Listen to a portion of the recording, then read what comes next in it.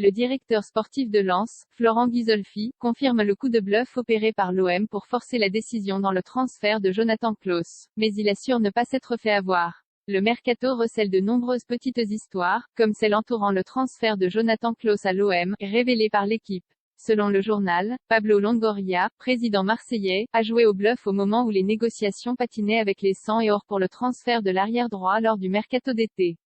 Courant juillet, le dirigeant a inventé un accord total avec Hans Heiteber, défenseur de l'Atalanta Bergame, répandant le bruit dans différents médias au point de faire poindre le doute dans l'esprit du joueur et de son clan.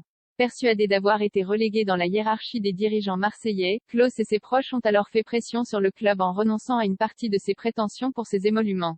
L'issue s'est avérée heureuse grâce à Heiteber, toujours titulaire à Bergame. Dans une interview à La Voix des Sports, Florent Ghisolfi, directeur sportif de Lens, confirme en partie le coup de bluff qu'il qualifie toutefois de pipi de chat à chaque fois qu'il nous disait ça. On se mettait à rire effectivement, ils nous l'ont fait, confirme le dirigeant. Les agents nous ont dit qu'ils voulaient faire Heiteber.